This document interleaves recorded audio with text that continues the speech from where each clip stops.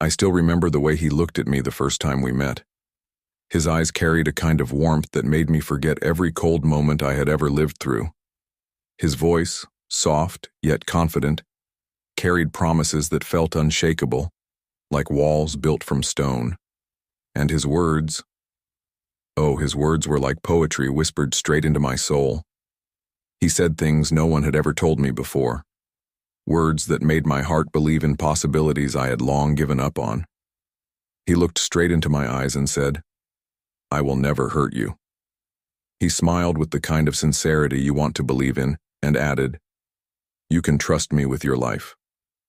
And then he sealed it with the words I would never forget. "Every promise I make, I will keep." At that moment, I believed him. No, more than that. I wanted to believe him. Because for years, I had been searching for something real. For someone who would stand by me, not just when life was easy, but when storms came crashing in. Someone who would never betray my trust, never let me fall alone, never treat my heart like it was disposable. And in him, I thought I had finally found it. He seemed like that man. Strong, devoted, different. The kind of man who makes you think, finally, my search is over. But life has a cruel way of teaching lessons, and my lesson was hidden inside those very promises he made so easily. Because promises, when spoken without truth, are nothing more than illusions. They shine brightly in the beginning, pulling you in, giving you hope. But the moment they are broken, they cut deeper than any lie ever could. And he broke them, not once, not twice, but again, and again, and again, until my heart was nothing but shattered pieces scattered on the floor. Each time, he would pick up just one piece, hand it back to me, and whisper another promise. And like a fool, I would hold on to it, hoping that maybe this time he meant it. But deep down, cracks were forming, small at first, but growing. Cracks in trust, cracks in love, cracks in the person I once thought he was. Yet what he didn't know now was that I wasn't the type to stay broken. I am not made of glass. I am made of fire. And when fire is betrayed, when fire is played with, it doesn't just burn quietly. It destroys. This is my story. A story of promises spoken but never kept. A story of trust built only to be betrayed. A story of revenge so quiet, so unexpected, that when it came, it left him speechless. Because in the end, breaking every promise came with a price he never imagined paying. In the beginning, everything felt like a dream, the kind of dream you never want to wake up from. We would go on long walks, hand in hand, laughing under the dim glow of the streetlights. The world around us seemed to disappear. It was just him and me, lost in conversations that stretched until the stars faded into morning. Every day began with his messages. Even before I opened my eyes, my phone would light up with his words. "Good morning, my love." Simple, ordinary words. But they carried a weight that made me feel cherished, like I mattered more than anything else in his world. He painted pictures of the future, and every canvas he described had me standing right beside him. He talked about a home we'd build, about adventures we'd take, about a life filled with promises and certainty. And each time he spoke, his voice carried the kind of conviction that made it impossible not to believe him. He promised to always protect me. He promised to always tell me the truth. He promised that his heart belonged to me, and me alone. And I believed him. Because why wouldn't I? Every action of his seemed to back up every word. When I was sick, he stayed by my side, holding my hand even as I drifted in and out of sleep. When sadness weighed me down, he wiped my tears with a gentleness I never thought possible. And when I doubted myself, he looked me straight in the eyes and said, "You're the strongest person I know." It felt like he wasn't just my partner. He was my anchor, my safe place, my home. Everyone around us saw it too. Friends would smile and say, "You two are perfect together." Strangers would notice the way he looked at me and whisper, "That's real love." And deep inside, I thought maybe, just maybe, my search for real love was finally over. But here's the thing about promises. They're fragile. They glitter when they're new, but they can shatter with the smallest crack. And sometimes the louder someone says them, the quicker they fade. The first crack appeared in the simplest way. One night, he told me he would come over. He looked me in the eye and said, "Wait for me. I'll show up no matter what." So I waited. I watched the clock tick slowly. Hours passed, yet my phone stayed silent. I told myself, maybe he's running late. Maybe he's caught in traffic. Maybe something came up. But as the night grew colder, so did my heart. Finally, the next morning, my phone buzzed. A message from him, full of excuses. He said he was busy. He said he was stuck.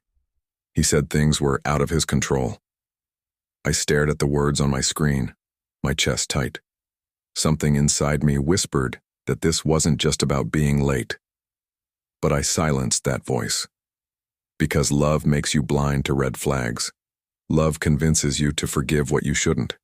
And so, I forgave him. I told myself it was just one night, one mistake, one broken promise. But little did I know, that was only the beginning of a pattern, the beginning of lies dressed as excuses, the beginning of a story where every forever he spoke would crumble into dust. And the worst part? I still believed in him. Soon, broken promises became part of his routine. They slipped into our days like shadows, quiet, unnoticed at first, but growing darker with time. He promised to call, but days went by in silence. I would stare at my phone, waiting for it to light up with his name, waiting for the sound of his voice that used to calm my world. But silence became the only answer.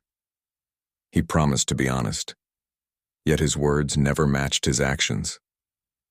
One moment he said he was busy, the next I'd see proof he was free.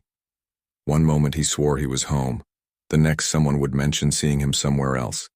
He promised I was the only one. But whispers followed me. Whispers from people who saw him, who noticed the way he laughed too freely with someone else, who questioned why his hand lingered where it shouldn't. At first, I tried to silence the noise. I told myself it was all in my head, that maybe I was expecting too much, that maybe I was the problem. Because love makes you doubt yourself before you doubt the person you love. But then, the truth became too loud to ignore. I caught him lying about small things, where he was, who he was with, why he couldn't answer his phone. Little lies at first, the kind of lies you could brush off if you wanted to. But little lies have a way of multiplying. They grow, stacking on top of one another, until suddenly the person in front of you feels like a stranger. And each time I confronted him, his defense was always the same. "I didn't want to upset you. You're overthinking. Why can't you just trust me?" Trust. That word. It became a weapon in his mouth, a shield he used to deflect every question, every doubt, every piece of truth I tried to hold up to his face. He used it to silence me. He used it to make me feel guilty. He used it to cover the cracks he had created. But deep inside, my trust was dying. Every broken promise felt like a knife. Every excuse felt like betrayal. And slowly, the picture-perfect love story I thought we had began to crumble. And yet, part of me still held on. Because walking away from someone you love isn't easy.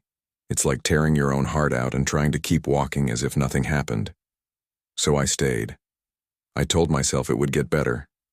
That maybe he was just stressed. That maybe he would change. But hearts don't lie. And my heart knew the truth long before my mind wanted to admit it. Because deep down, I could feel it. Something was coming. Something bigger than the little lies. Something I couldn't excuse, couldn't forgive, couldn't forget. And when it arrived, it shattered the last piece of trust I had left. It happened on a night I'll never forget. He told me he was working late. The kind of late that meant he'd call when he was done. The kind of late that meant nothing to worry about. I believed him, because for so long his words had been the map I followed. But promises once again turned to lies. That night I was scrolling through my phone, half asleep, when a message popped up from a friend. She didn't say much, just a picture. At first I thought it was a prank. Then I saw him. There he was, laughing, smiling, the same crooked smile he used to reserve only for me. Only this time he wasn't across a candlelit table with me. He was sitting across from another woman, her hand touching his arm like she owned a piece of him. They looked comfortable. They looked close. And the look in his eyes, the way he looked at her, that same look he once gave me, stabbed me deeper than any words could. My hands shook, my vision blurred. I stared at the photo until the edges of the image seemed to ripple. My heart pounded so hard that I could feel it against my throat. For a moment, the room fell away. There was only that picture and the unbearable truth it held. I called him. No answer. I messaged him. Silence. I waited and waited, each ring a small crack forming in whatever faith I had left. Hours later, when he finally replied, his messages were a parade of excuses. Busy. Misunderstood. Out of control. He said things meant to soften the blow, words he thought would stitch the wound. But stitching requires honesty, and there was none of that left. When I confronted him, he tried to turn it around. He blamed my imagination. He told me I was looking for trouble. He painted me as unstable, as the one who couldn't trust. And when that didn't work, he offered more promises, fragile band-aids over a wound that needed surgery. That was the night I realized something cold and certain. Love by itself was not enough. Love without truth becomes a lie you tell yourself to sleep at night. I had given him my heart, my trust, my days and nights. And he had traded them for secrets and smiles that weren't mine. I felt foolish, humiliated, angry in a way that made my hands tremble. But the shock was only the beginning, because from that hurt rose something else. A hard, patient clarity I had not expected to find so quickly. I sat alone and listed every promise he had made. I remembered the mornings he said he'd always be there, the nights he swore he'd never hurt me, the small vows he repeated like prayers. Each promise was a coin he had spent carelessly, and each coin had value he had thrown away. In that moment, I decided his lies would not go unpunished. Not in the way that breaks people, but in the way that shows consequences. He thought his words were free to be tossed aside. He thought his actions would never be held to account. I intended to prove him wrong. But I didn't act on impulse. I didn't scream in public or send angry messages that would make me look small. Instead, I let the truth settle like a quiet plan. I gathered facts, saved messages, kept copies of everything that proved what I had already felt. I let him talk himself into more and more contradictions, and I watched how easily he slipped. Because betrayal is messy for the betrayer. The lies tangle around their feet until they can't walk straight. And when that happens, the fall is never pretty. My plan would not be revenge born of rage, but a calm, undeniable exposure of the truth. By the time I was ready, I would not be the one who looked foolish. He would. And the moment that happened, the moment the world saw him clearly, I would walk away with my head held high, knowing I had not been the problem. That night I decided I would not allow his betrayal to be the end of my story. It would be the turning point. And whatever came next, justice, exposure, or simply peace, it would be mine to choose. I didn't shout. I didn't cry in front of him. I didn't let him see the storm inside me. No, I smiled. I nodded. I played the part of the trusting woman he still thought I was. Because anger, when shown too soon, can be used against you. So I bottled it, folded it into a quiet smile, and let him believe he still had me. But behind that smile, a plan was forming. I rewound every memory we had, replaying his promises like a broken record. The mornings he swore he'd be there. The late-night vows of forever. The small things he used to say that made me feel safe. Each promise became a mark on a map, a place where truth could be checked. I remembered the times he said, "Trust me," and decided to take that trust and hold it up to the light. I began pulling back slowly, like a hand slipping out of another hand, gentle enough not to alarm, deliberate enough to change the rhythm. Not enough for him to notice immediately, but enough to set things in motion. I stopped answering at once. I let messages sit. I let calls go to voicemail. I didn't beg. I didn't accuse.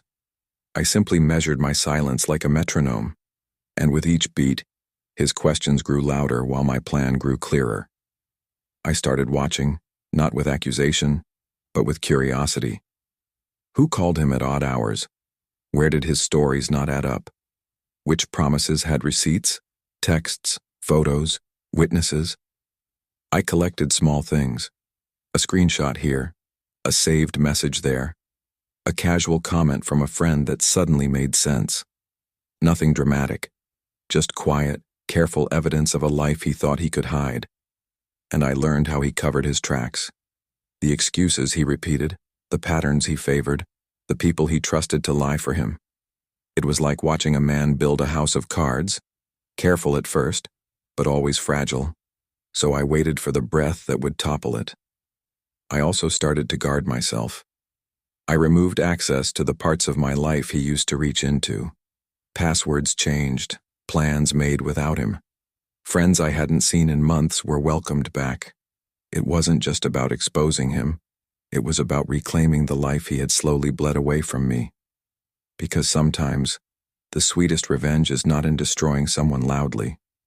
It's in letting them destroy themselves. It's in giving them the space to fall into their own lies, and then calmly showing the world the truth. I did not aim to humiliate for the sake of humiliation. I wanted him to face the consequences of his choices, to stand in the same spotlight he had used to charm me and watch how flimsy he looked when the lies were pulled away. I wanted my dignity back. I wanted the truth to have the final word. So I prepared. I waited.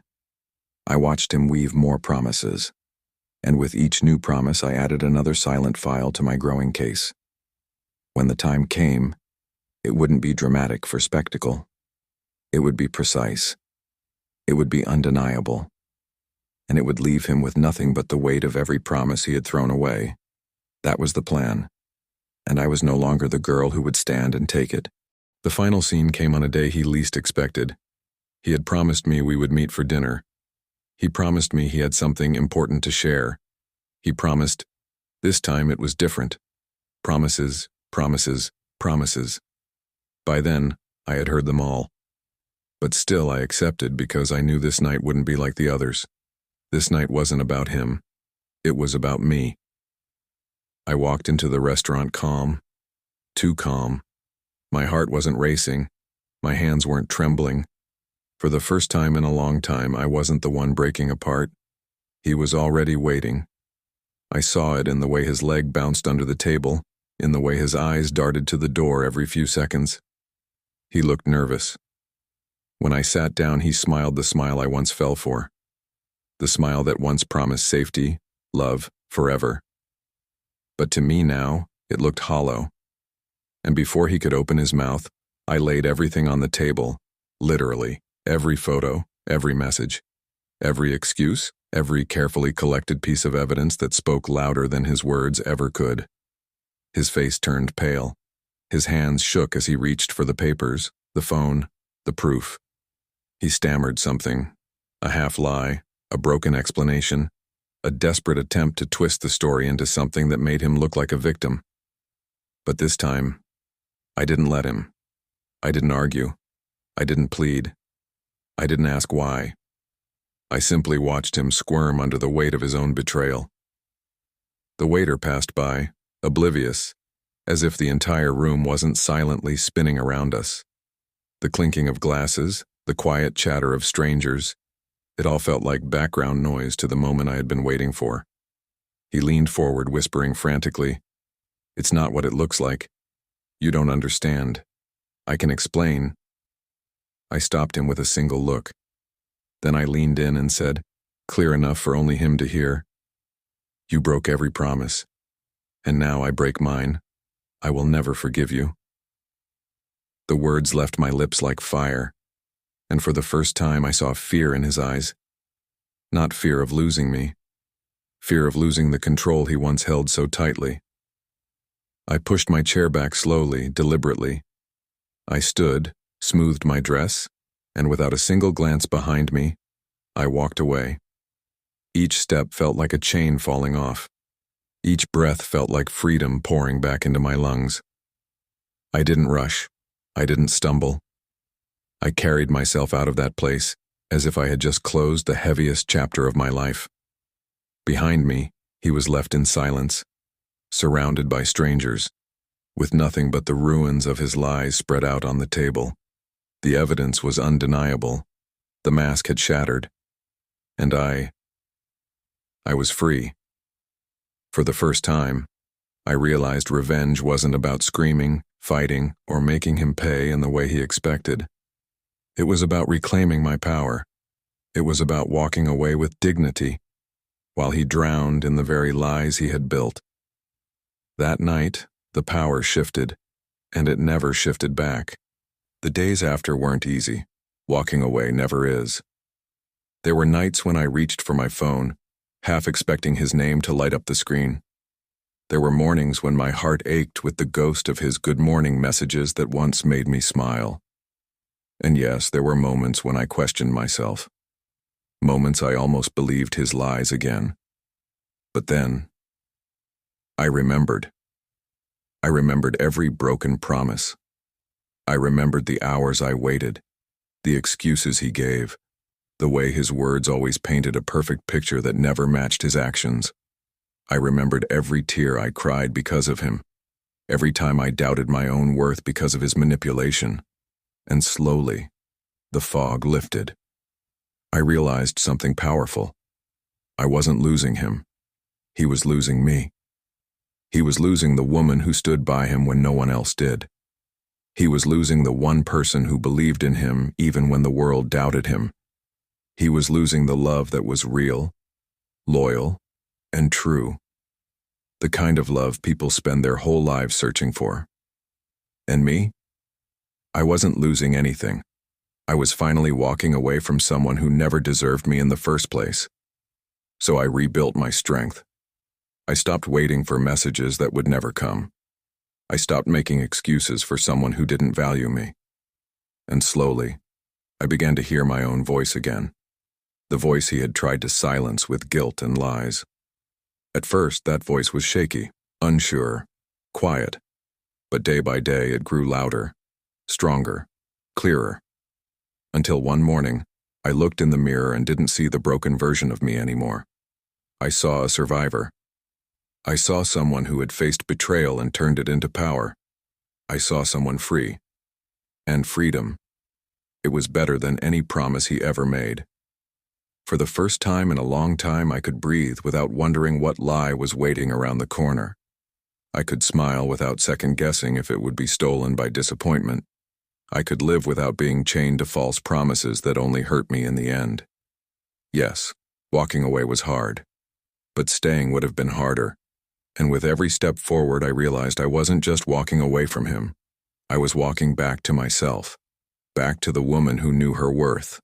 Back to the woman who refused to be defined by someone else's lies. Back to the woman who understood that real love doesn't break you. It builds you. And from that day on, I chose to build myself stronger than ever before. Because sometimes the greatest revenge is not in proving someone wrong. It's in proving yourself right. By living, by healing, and by shining brighter than they ever thought you could. So what did I learn? I learned that promises are easy to make but rare to keep. Anyone can say the right words. Anyone can paint a beautiful picture of forever. But real love isn't proven in words. It's proven in actions. And when actions don't match the promises, the truth speaks louder than anything else. I learned that actions will always betray the lies people try to hide behind. That consistency is the truest form of love. And when someone shows you a pattern of broken promises, you have to believe them the first time.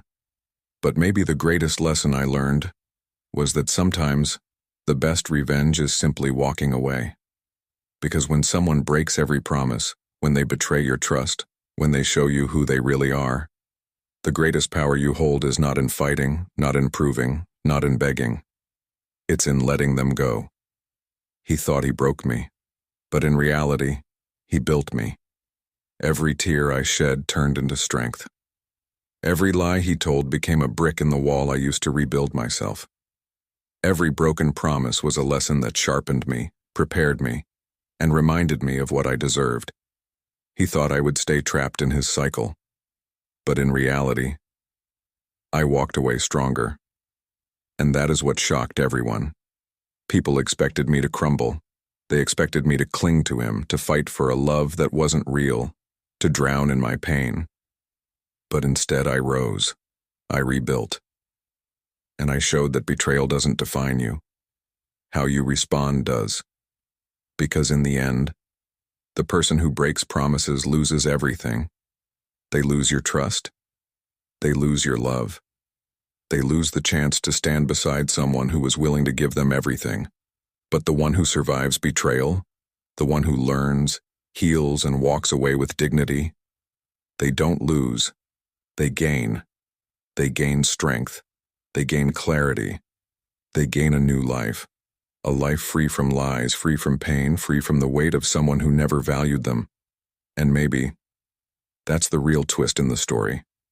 Not the betrayal, not the lies, not even the revenge. The real twist is realizing that what felt like the end was actually the beginning of freedom, the beginning of strength, the beginning of a life where every step forward is no longer held back by someone else's broken promises. So if you ever find yourself holding on to someone who keeps breaking their word, remember this. You are not weak for walking away. You are strong for choosing yourself. And sometimes, the most powerful ending to a story of betrayal is not destruction. It's rebirth. It's